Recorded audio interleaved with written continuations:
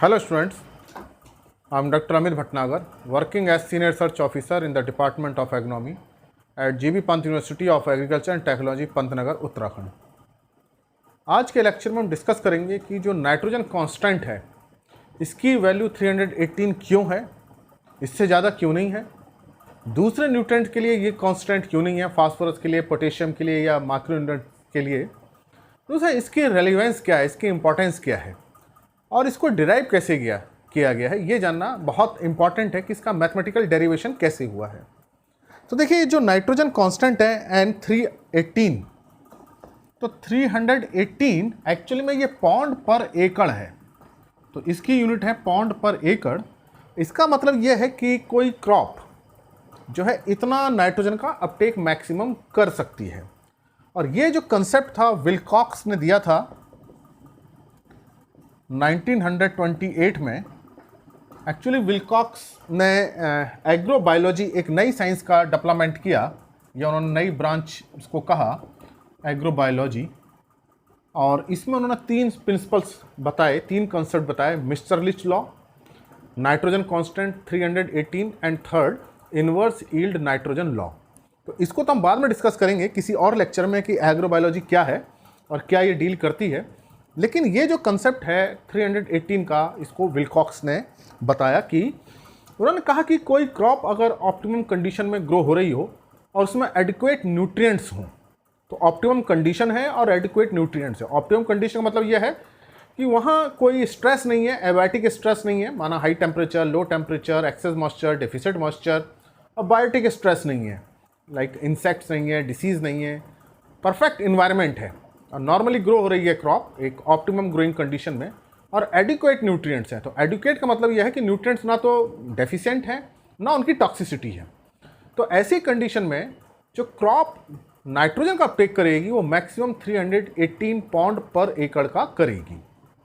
तो उन्होंने इस कंसेप्ट को बोला when plants are grown under optimum conditions and growth factors are adequate including nitrogen, then plants absorb 318 pound nitrogen per acre in a single growing cycle। Single growing cycle मतलब है अपनी एक life cycle में हमने sowing करी, उसके बाद harvest किया, तो उसमें ये उसकी एक लाइफ साइकिल हुई। तो उनका ये जो कंसेप्ट था, ये मिस्टर लिच का जो लॉ था डिमिनिशिंग रिटर्न, उस पर बेस था। और ये मिस्टर लिच का जो डिमिनिशिंग रिटर्न है बहुत ही इंपॉर्टेंट बेसिक फंडामेंटल है एग्रीकल्चर में और दूसरी जगह भी।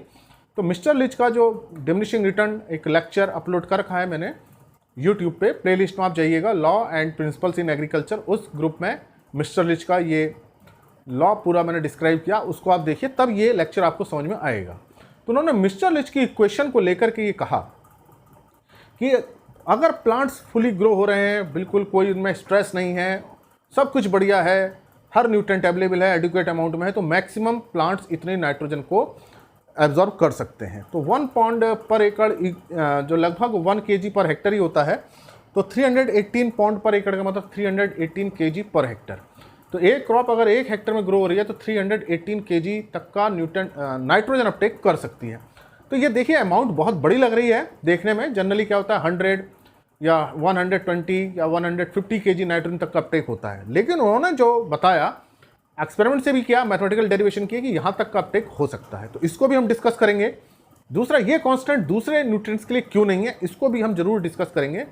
और क्या हम इसका यूज़ कर सकते हैं प्रेजेंट एग्रीकल्चर में, ये जानना भी बहुत ज़रूरी है, इसको भी डिस्कस करेंगे। तो इसमें 2 चीज़ें जाननी बहुत ज़रूरी है कि नाइट्रोजन कांस्टेंट की वैल्यू क्या है, दूसरा ये विल्कॉक्स ने दिया, और उन्होंने जब एग्रोबायोलॉजी एक साइंस डेवलप की, उसको बाद में डिस्कस करेंगे किसी और लेक्चर में। तो इसको एग्रोबायोलॉजिकली नाइट्रोजन कांस्टेंट भी बोलते हैं, एग्रोबायोलॉजिकल नाइट्रोजन कांस्टेंट।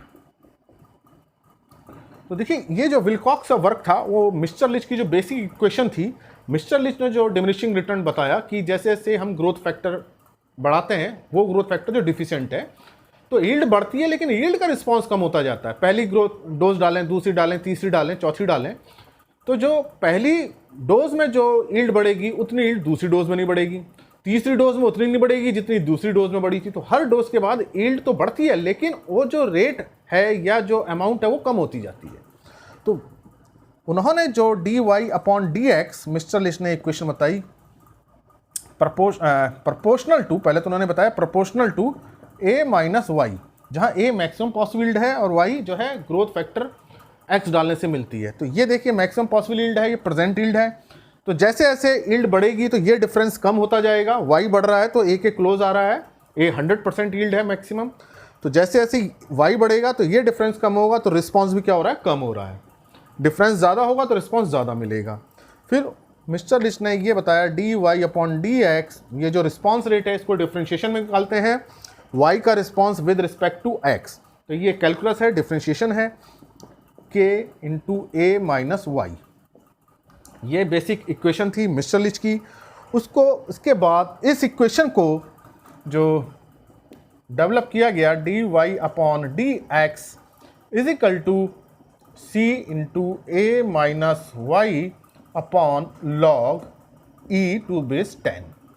तो ये जो कांस्टेंट था, जब इसका डेरिवेशन किए गए मैथमेटिकल, तो ये कांस्टेंट इस कांस्टेंट में कन्वर्ट हुआ। पहले इसका इंटीग्रेशन किया गया, फिर उसमें इंटीग्रेशन कांस्टेंट आया, उस इंटीग्रेशन को पूरे को नेचुरल जो लॉग में था उसको log 10 में कन्वर्ट किया गया। उसके बाद ये इक्वेशन डेवलप हुई। तो ये एक लंबा प्रोसीजर है डिफरेंशिएशन इंटीग्रेशन का। तो ये जान लीजिए कि इसके बाद इंटीग्रेशन हुआ है जो नेचुरल लॉग में आया, नेचुरल लॉग के बाद उसे log 10 में कन्वर्ट किया, तो ये कांस्टेंट k वाला c/log e में कन्वर्ट हो गया। तो ये हमको बहुत डेप्थ में नहीं जाना है कैलकुलस की, बस हमको ये पता होना चाहिए कि ये इक्वेशंस होती हैं जो हमको याद रखनी चाहिए। तो इसके बाद विल्कॉक्स ने ये कहा कि अगर हम रिस्पॉन्स देखें और ग्रोथ फैक्टर अगर x इजिकल टू 0 हो तो यील्ड भी क्या होगी, y इजिकल टू 0 होगी। तो हम ग्रोथ फैक्टर x से बढ़ें, धीरे धीरे y की तरफ बढ़ें, तो हम पहले ये देखें कि जब हम कुछ भी नहीं दे रहे हैं तो यील्ड 0 हो जाएगी, और जब देते हैं तो यील्ड किस तरह से बढ़ती है। तो रिस्पॉन्स उस केस में क्या हो जाएगा, dy/dx c into a upon, और देखिए log e की वैल्यू क्या होती है, 0.4343। ये log e की वैल्यू है बेस 10 पे। तो ये रिस्पॉन्स ये आ जाएगा। इसके बाद देखिए क्या है कि नाइट्रोजन के लिए देखिए ये जो मिस्टर लिच इफेक्ट फैक्टर c है, जो मैंने उसमें लॉ में बताया, आप ला देखिएगा मिस्टर लिच। तो जो c वैल्यू है मिस्टर लिच इफेक्ट फैक्टर है, ये हर न्यूट्रेंट के लिए अलग अलग है। उन्होंने नाइट्रोजन के लिए इसकी वैल्यू बताई थी 0.122, फास्फोरस के लिए 0.6, पोटेशियम के लिए 0.4।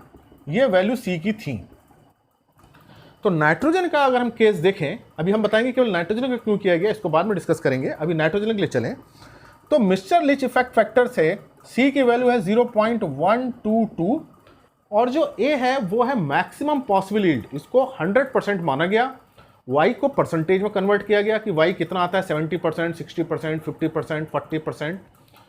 तो जो मैक्सिमम यील्ड कितनी हो सकती है, 100%। तो a की वैल्यू क्या है, 100, कि 100% अगर यील्ड मिल रही है उस केस में जो रिस्पॉन्स क्या आएगा कि 0 से हम चलें और 100% यील्ड तक जाएं तो रिस्पॉन्स कैसे बढ़ेगा, 0 यील्ड से लेके 100% तक जाने में। ये भी मैथमेटिकल है, इसको भी ग्राफ में भी देखेंगे।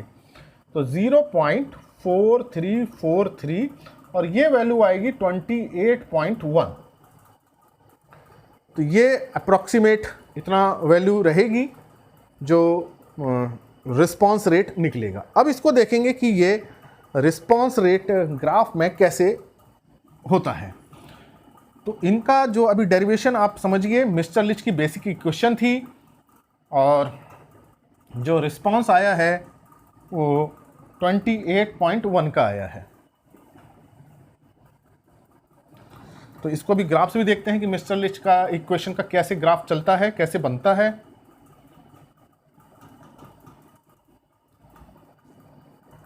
इसको भी ठीक देते हैं। आप इसको नोट करते रहिए, इसको नोट आप करेंगे तो आपको ये चीज़ें बहुत अच्छी समझ में आएंगी, और बहुत इंटरेस्टिंग है कि इसका कैसे इसकी वैल्यू निकली।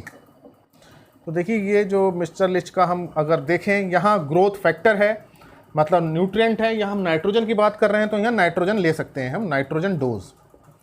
अब देखिए जो नाइट्रोजन की डोज थी वो जर्मनी में देखिए इनका काम था, वो डोपल जेंटनर में थी, उसको फिर कन्वर्ट किया गया किसमें, पौंड पर एकड़ में। तो ये जो ग्राफ है, अगर 0 से चलें हम तो इस तरह से चलेगा ग्राफ, और ये जो यील्ड आएगी ये 100% यील्ड है, जिसको हम क्या बोल रहे हैं, ए। तो ये ग्राफ कभी ए को टच नहीं करेगा, इसके क्लोज पहुंच जाएगा।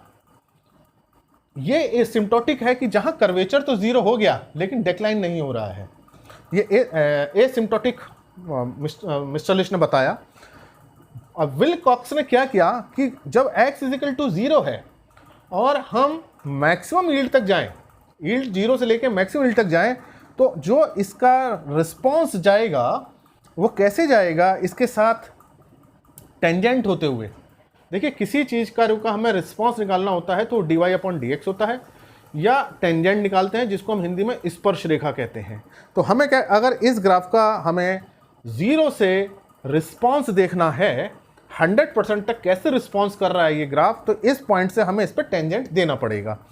टेंजेंट क्या होता है कि वो लाइन होती है जो कर्व के एक पॉइंट को छूते हुए जाती है, केवल एक पॉइंट को। तो इसका जो टेंजेंट जाएगा वो एक पॉइंट को छूते हुए इस तरह से जाएगा। तो ये 100% पे रिस्पॉन्स ये आएगा। तो मान लीजिए यहाँ कहीं टच कर रहा होगा ये रिस्पॉन्स कहीं यहाँ पे। तो अब देखिए 100% यील्ड क्यों ली? किसी भी न्यूट्रिएंट का अपटेक तब होगा जब उसकी 100% यील्ड होगी। मान लीजिए कोई क्रॉप ऐसे ग्रो हो रही है कि उसकी 90% यील्ड मिल रही है, तो इसका मतलब पूरा न्यूट्रिएंट अपटेक नहीं कर रही है। तो हमें ये देखना है कि क्रॉप मैक्सिमम कितना न्यूट्रिएंट अपटेक कर सकती है, तो उसका 100% पोटेंशियल आना चाहिए, तभी हमें पता चल सकता है कि उसने कितना मैक्सिमम अपटेक कर सकती है। तो इन्होंने रिस्पॉन्स देखा 0 यील्ड से कैसे 100% तक जा रही है ये लाइन। ये भी आपको थोड़ा समझ में आएगा, जब पूरा लेक्चर देखेंगे तो पूरा समझ में चीज़ आ जाएंगी। अब ये देखिए, ये जो रिस्पॉन्स है dy/dx, मैथमेटिक्स से इन्होंने क्या निकाला, 28.1, जो मैंने आपको डेरिवेशन करके बताया था कैसे निकला है ये। dy/dx = c/a log e की वैल्यू थी, और नाइट्रोजन के लिए 0.122, 100% यील्ड है तो 100, और log e की वैल्यू 0.4343, तो ये आया था 28.1। तो इसका मतलब जो ये रिस्पॉन्स है ये कितना है, 28.1 है। अब इस जो यील्ड है इस पे हम देख सकते हैं नीचे प्रोजेक्शन डाल करके कि यहाँ अमाउंट कितनी है। तो देखिए, ये जो कर्व है, नाइट्रोजन हमने डोज डाली है और ये परसेंटेज ऑफ यील्ड है। तो हम क्या करते हैं, पहले ये ग्राफ डेवलप करते हैं, न्यूटन डोज डालते हैं, यील्ड देखते हैं, फिर न्यूटन डोज बढ़ाते हैं, यील्ड देखते हैं। तो ये ग्राफ डेवलप हो जाएगा। उसके बाद इससे टेंजेंट डालेंगे 0 से होते हुए, और वो टेंजेंट 100% पे इसलिए लेंगे क्योंकि मैक्सिमम ग्रोथ यहीं पे है। उसके बाद ये डोज देखेंगे। तो जब ये डोज उन्होंने देखी विलकॉक्स ने, तो ये था 3.56 डोपल जेंटनर। यहाँ 1 डोज थी, यहाँ 2 थी, यहाँ 3 थी, 3.56, ये 4, ये 5, ये 6, इस तरह से। वहाँ देखिए डोपल जेंटनर था। तो इसका मतलब कि जो 28.1 की जो डोज आ रही है वो 3.56 डोपल जेंटनर आ रही है।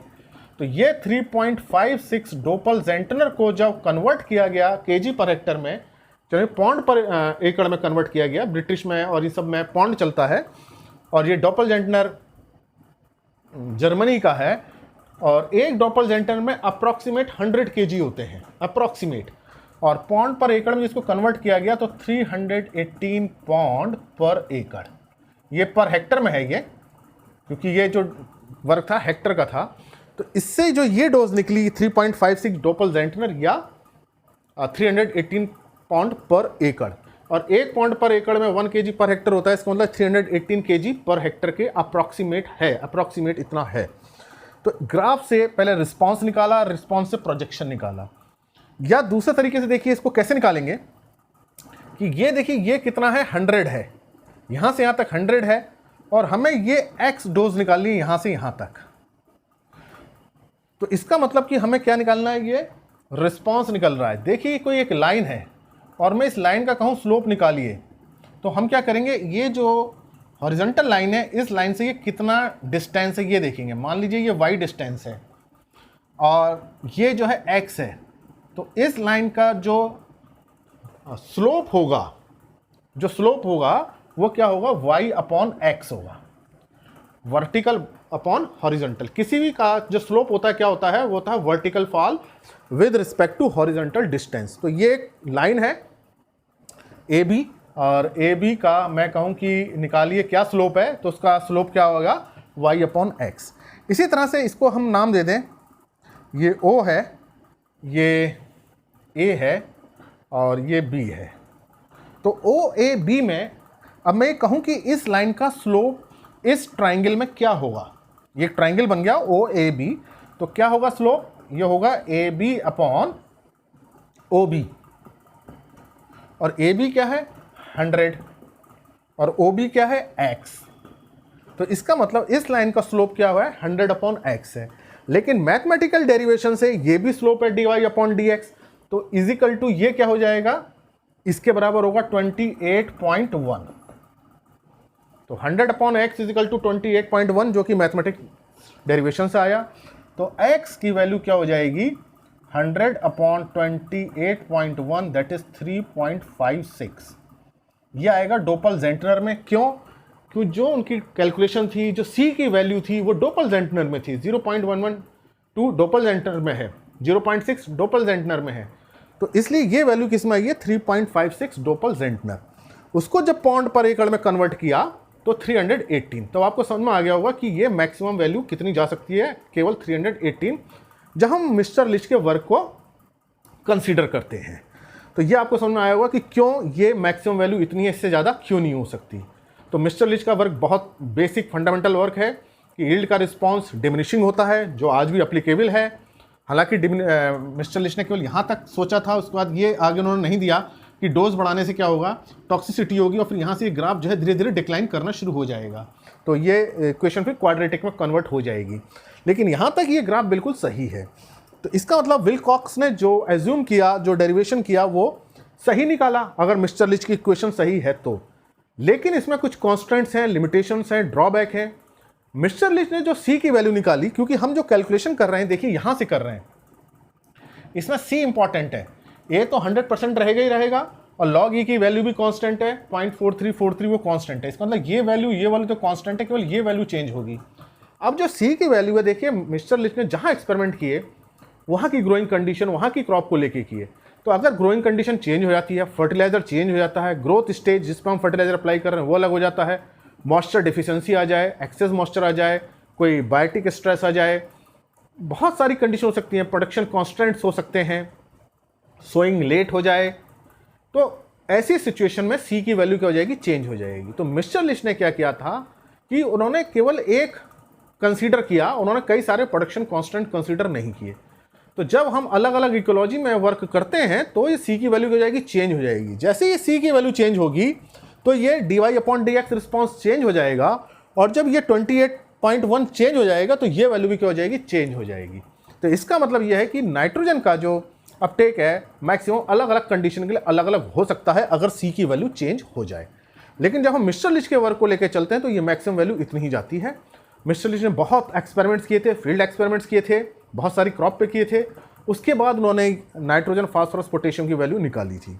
तो ये वर्क हमें बताता है कि अगर हमको 100% यील्ड किसी क्रॉप की पता हो, मेज है, वीट है, शुगर केन है, राइस है, हमको पता हो कि अधिकतम यील्ड कितनी जा सकती है, तो हम ये पता कर सकते हैं कि मैक्सिमम नाइट्रोजन अपटेक कितना हो सकता है।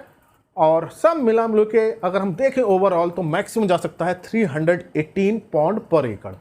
तो किसी एग्जामिनेशन में डोपलजेंटनर में ही पूछा सकता है, ये DZ डोपलजेंटनर है, तो आप उसको लेक्चर को देखेंगे तो पता चलेगा, ये DOPPEL डोपलZENTNER, यहाँ की जर्मनी की यूनिट है वेट की, जिसको केजी में लगभग 1 डोपलजेंटनर इज इक्वल टू 100 kg के आसपास होता है।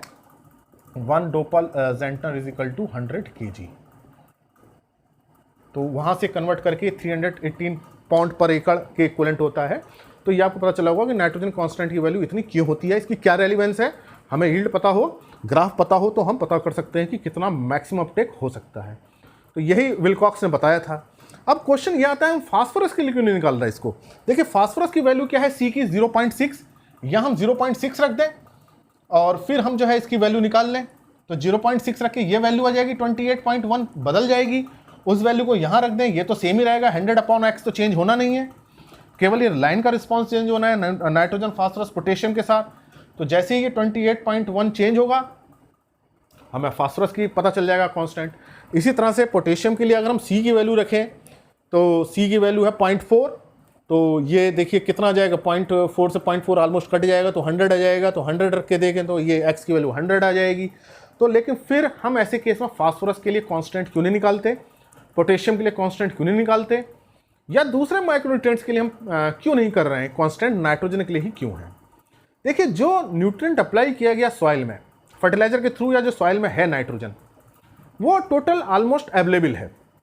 नाइट्रोजन नाइट्रेट फर्टिलाइजर्स क्या है, जो नाइट्रेट है वो अवेलेबल है, सॉल्युबल है, उसकी मोबिलिटी बहुत ज़्यादा है, वाटर के साथ मूव कर रहा है। तो ये माना कि जो भी नाइट्रोजन है वो 100% प्लांट को अवेलेबल हो रही है। तो इसलिए जो रिस्पॉन्स है वो अलग होगा दूसरे न्यूट्रिएंट से। अब मान लीजिए 100 kg फास्फोरस है तो 100 kg पूरा अवेलेबल नहीं है, केवल 20 kg अवेलेबल ऑलमोस्ट है, फिक्सेशन हो जा रहा है, इनसॉल्युबल कंपाउंड बन जा रहे हैं। इसी तरह से अगर पोटेशियम 100 kg है सॉइल में तो टोटल पोटेशियम है, लेकिन अवेलेबल पोटेशियम बहुत कम है प्लांट को अवेलेबल, नॉन एक्सचेंजेबल कंपाउंड में कन्वर्ट हो जा रहा है। तो ये देखना पड़ता है कि अगर न्यूट्रिएंट जितना है टोटल अवेलेबल अगर हो गया, टोटल अमाउंट अगर टोटल अवेलेबल हो गई तो ये ग्राफ बिल्कुल ऐसे ही फॉलो होगा। लेकिन टोटल अमाउंट अलग है और अवेलेबल अमाउंट अलग है, खासतौर से उन सभी न्यूट्रिएंट्स में ऐसा होता है, तो फिर ये फॉलो नहीं होगा, ये चेंज हो जाएगा, क्योंकि सॉइल में न्यूट्रिएंट फिक्सेशन कैपेसिटी हर सॉइल की अलग अलग होती है, कंडीशंस में भी चेंज हो जाता है, एग्रो इकोलॉजी में भी चेंज हो जाता है। लेकिन नाइट्रोजन को उन्होंने ये माना, खासतौर से नाइट्रेट नाइट्रोजन है उसमें कोई चेंज नहीं आने वाला, अवेलेबिलिटी उसकी मेंटेन रहेगी। अगर 100 kg नाइट्रेट नाइट्रोजन है तो 100 kg अवेलेबल रहेगी, तो ये कर्व फॉलो होगा। माइक्रोन्यूट्रिएंट के साथ भी यही प्रॉब्लम है कि वहाँ फिक्सेशन हो जाता है, तो जो टोटल अमाउंट नज़र आती है सॉइल की, सॉइल एनालिसिस से, वो 100% अवेलेबल नहीं होती, इस कारण से ये कर्व फॉलो नहीं होते हैं। तो अगर कोई न्यूट्रिएंट 100% अवेलेबल हो जाए तो ये कर्व फॉलो हो जाएगा और इस तरह से हम रिस्पॉन्स निकाल सकते हैं।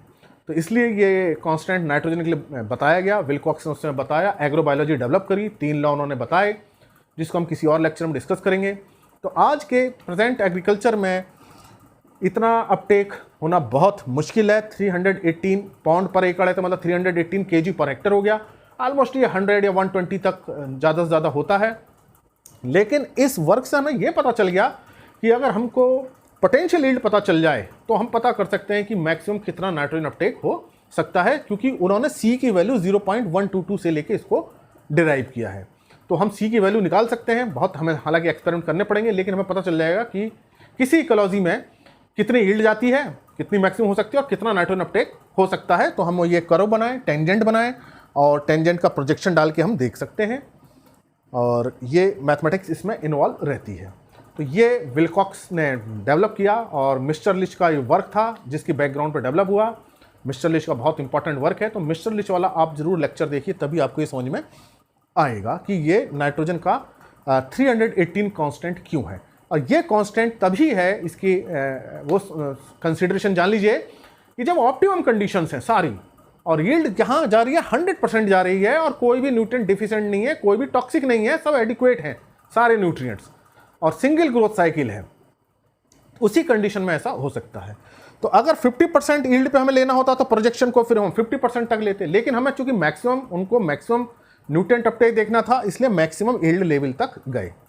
तो उन्होंने देखा कि 0 से जब 100% यील्ड पे जाएंगे तो रिस्पॉन्स लाइन कैसे आएगी, कर्व को कहाँ टेंजेंट बनाएगी, वहाँ से फिर ये प्रोजेक्शन उन्होंने लिया।